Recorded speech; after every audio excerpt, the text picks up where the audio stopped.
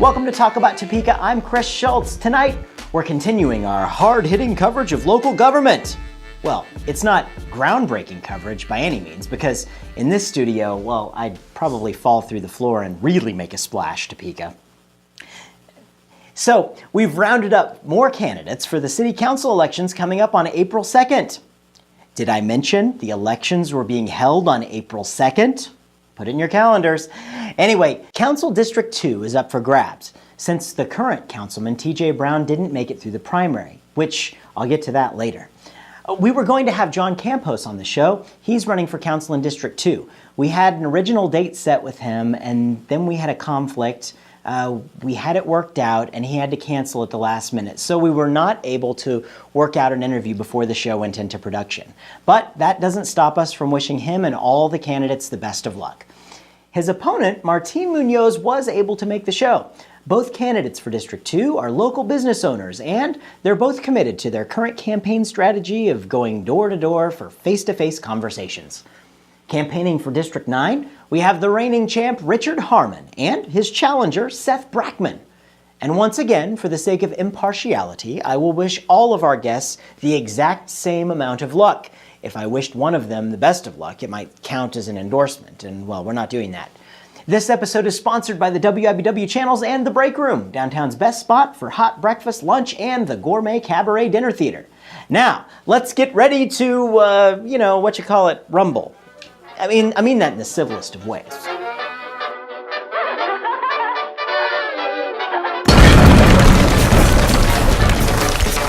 It's the second of our three-part series on the local elections for 2013. Tonight's candidates are for Districts 2 and 9.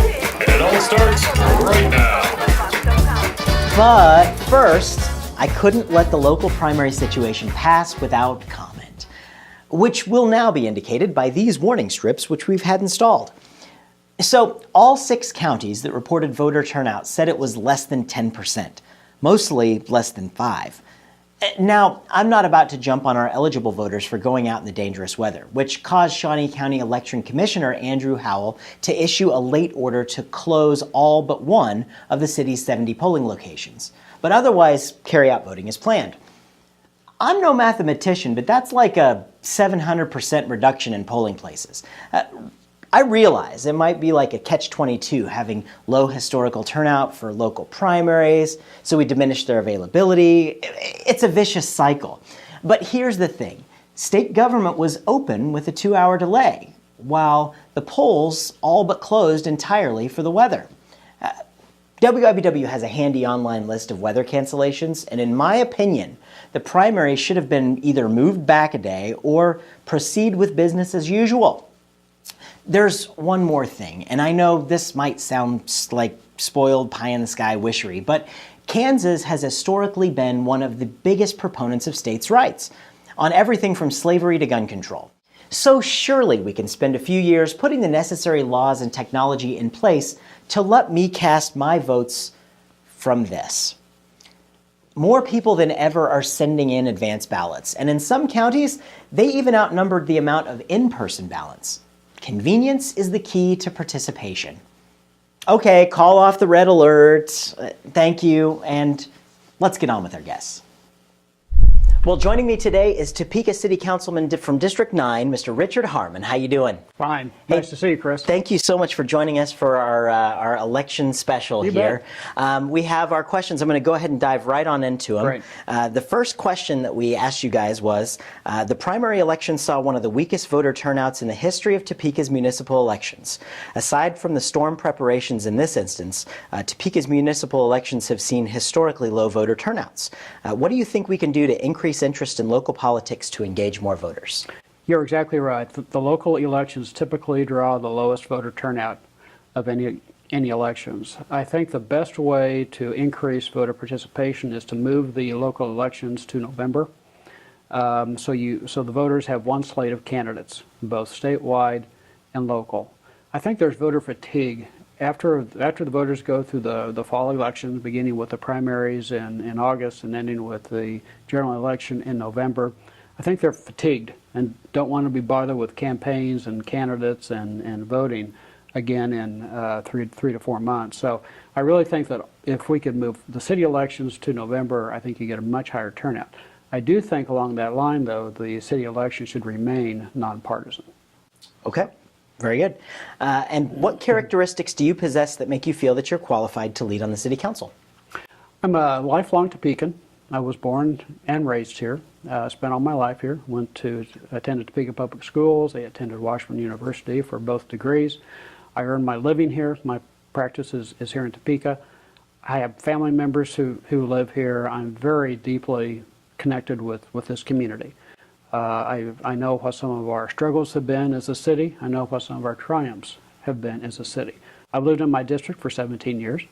I see my neighbors at the grocery store and out walking, and so I have a very good sense of what my district is looking for and what the community needs in their city council representative. Excellent.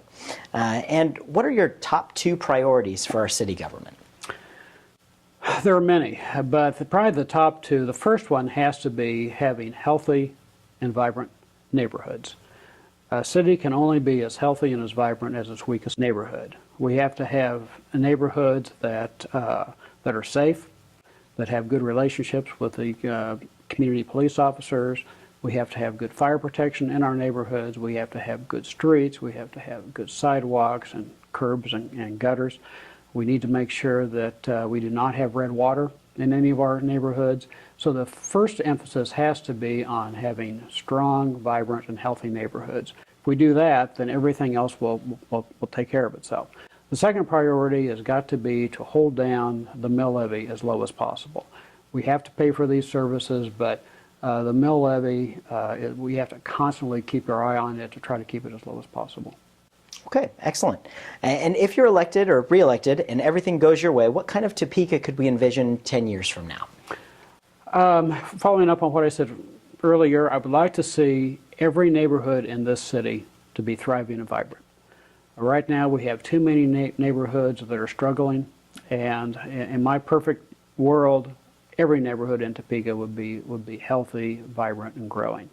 The second aspect is we need to make sure that we are working as effectively and as efficiently as possible. I would like to get to the point where all the citizens have confidence in their local government, have confidence in their city council, to know that we're being good stewards of their dollars and are providing the services that they need and want in the most effective and the most efficient way possible. Those would be my 2 goals for the city. Excellent, excellent. Richard Harmon, thank you so much for You're joining welcome. us. I can't let you leave, though, until we do the notorious lightning round. I've heard of this. That's where we put 60 seconds on the clock, and we ask you these fun personality questions. Okay. See where we go. Let's see. 60 seconds? All right. Do you prefer Facebook or Twitter? Facebook. All right. If you took a weekend staycation in Topeka, what would you do? Oh, I would start with the museum, Kansas Historical Museum. I would spend as much time at the Capitol. I'd go for a run through as many different parts of Topeka as possible. Very good. Let's see. If Hollywood was going to make a movie about your life, who would you like to play the leading role? Who would I like to play of my life? Mm-hmm. Oh gosh, probably a cross between Jim Carrey and Brad Pitt. I can see it. I can see it. There's a dynamic combination there. Let's see. Summer's just around the corner. Do you prefer to be on the boat or in the water? On the boat. All right. What's the first thing you'd do if you won the big lottery? Probably hire a good financial advisor. Good question. And our time's all up, but what's your favorite television show to watch every Tuesday night at 9:30 on MyTV? Talk About Topeka. Of course. Well, I thank you so much for coming on our show this evening. This has been so fun. Absolutely. And for you folks at home, if you'd like to see more with Richard Harmon, join us for the freestyle segment on our website at talkabouttopeka.com. It's going to be available right after this evening's broadcast, so go check it out. Thank you, Richard. Great. Thank you, Chris.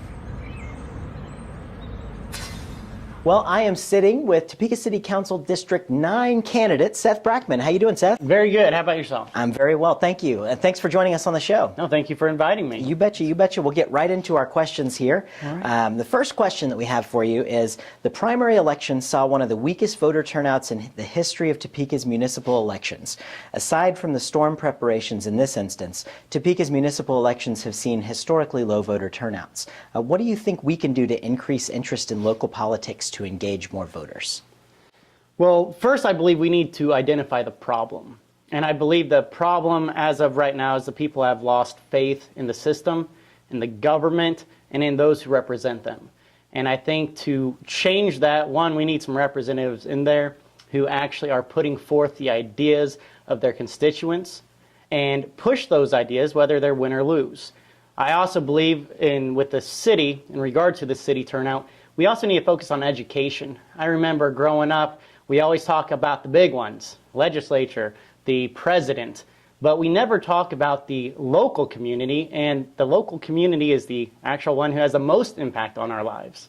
So we should really be pushing that. Very good, very good. Let's see, the next question is, what characteristics do you possess that make you feel that you're qualified to lead on the City Council?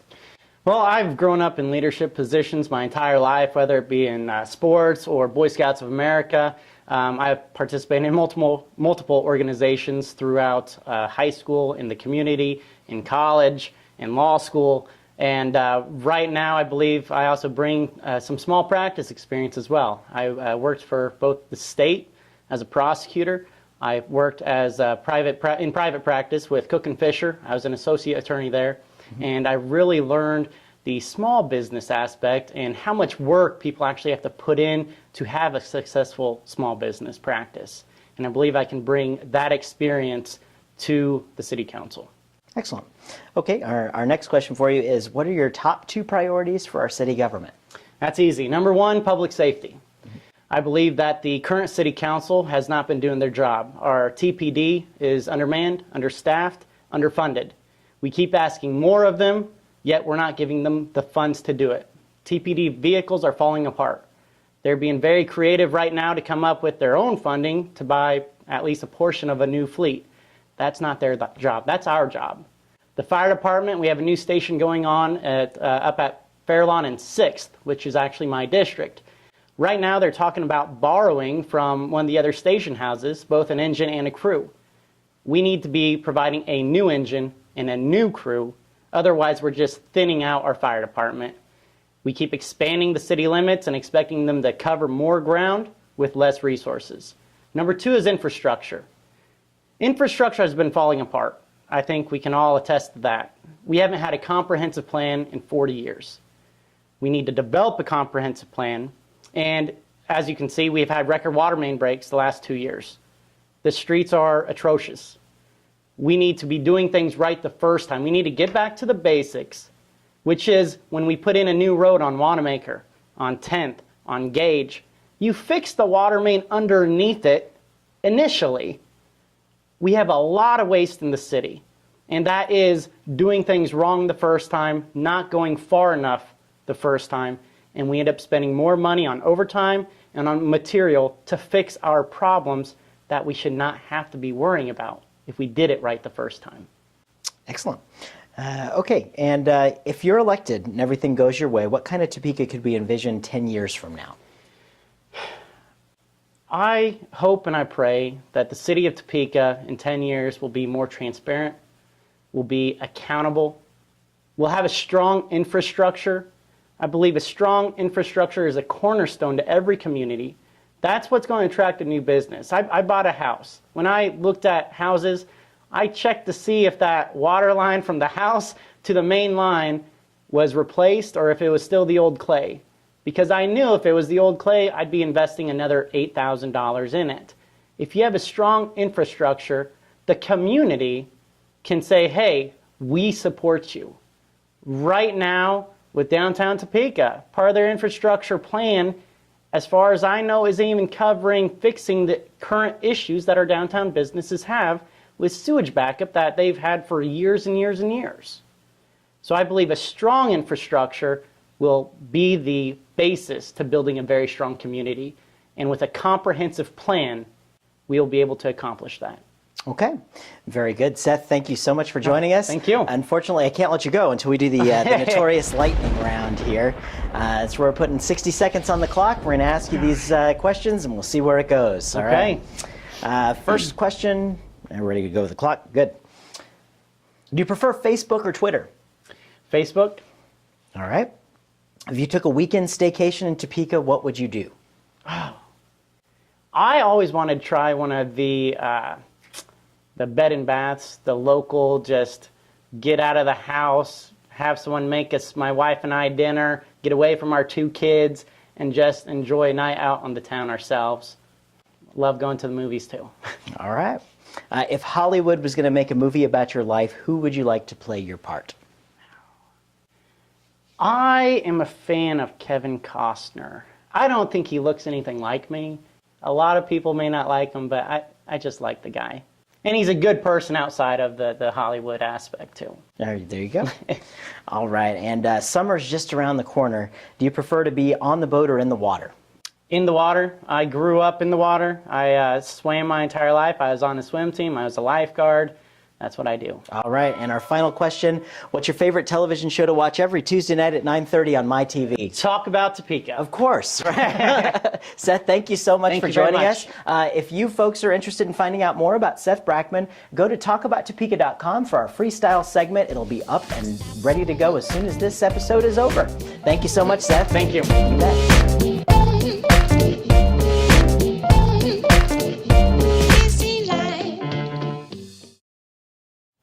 Well, folks, I am joined with Martine Munoz. He is a Topeka City Council candidate for District 2. How you doing, Martine? Good. I'm doing well. Thank you. Thank you for joining us. Appreciate you coming on the show today. Nice to be here, Chris. Absolutely. Let's get right down to our questions. Yes, sir. Our very first question for you is this.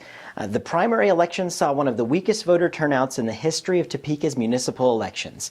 Aside from the storm preparations in this instance, Topeka's municipal elections have seen historically low voter turnouts. What do you think we can do to increase interest in local politics to engage more voters? I believe that we need to engage with the community, with the young voters are very important. We need to get young voters registered. If we bring civility to the city council and get people enthusiastic about what we're doing at the council, I think we can get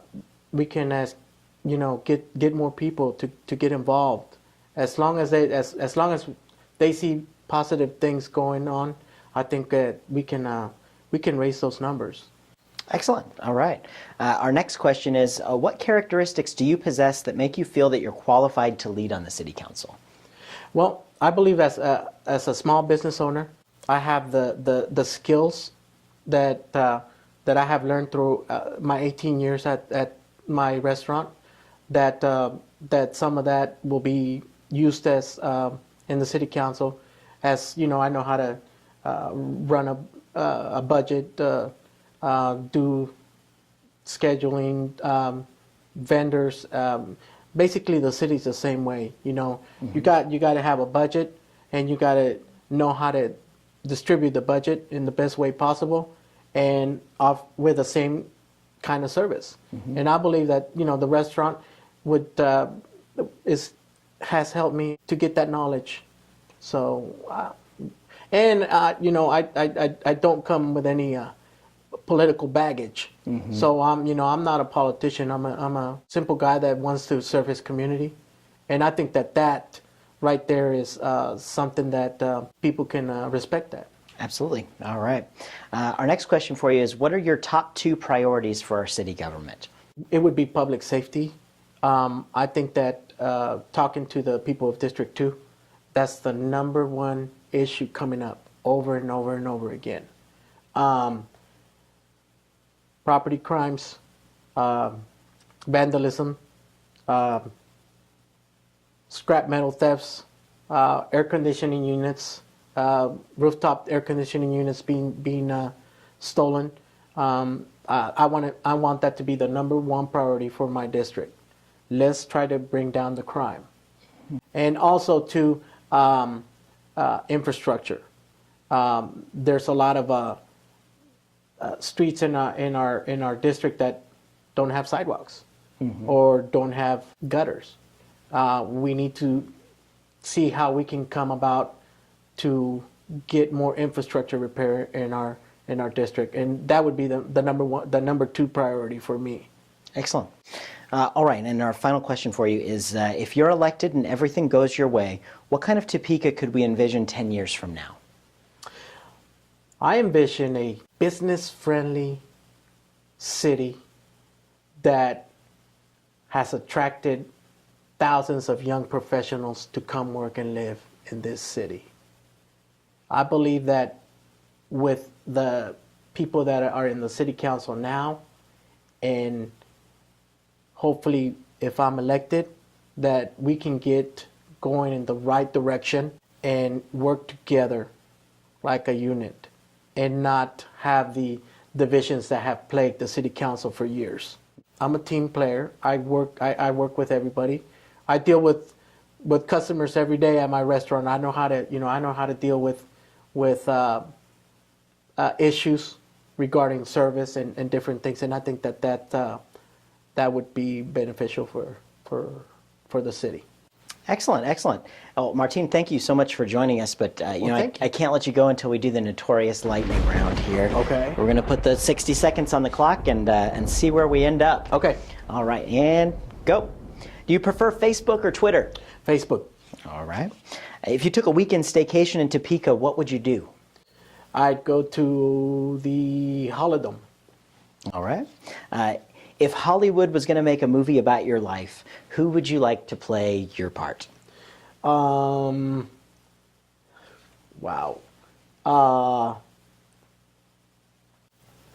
The guy from La Bamba. I can't remember his name. That's what I'm. Lou Diamond Phillips. Lou Diamond there Phillips. You go. Yeah. All right. Okay. Yeah, that's him. I'm sorry. Let's see. Summer's just around the corner. Do you prefer to be on the boat or in the water? In the water. All right. What's the first thing you'd do if you won the big lottery? I'd give money to my church. Excellent. What's your favorite season in Topeka? Fall. All right. What's your favorite color? Green. Okay. And what's your favorite television show to watch every Tuesday night at 9:30 on my TV? Talk about Topeka. Hey, there we go. Martine, thank you so much for joining us. It was nice to be here. Absolutely. All right. And good luck to you. Well, thank you. Thanks again to Richard Harmon, Seth Brackman, and Martine Munoz. Tell us how you think they did through our website or by Facebook, Twitter, or Gmail. This episode was sponsored by the WIBW channels and The Break Room, downtown's best spot for hot breakfast, lunch, and the gourmet cabaret dinner theater. Remember to check out the Topeka newsletter on our website for a master list of all the public events happening in Topeka. Thanks for watching, and we'll be back next week with the candidates for District 5 and, of course, the mayor.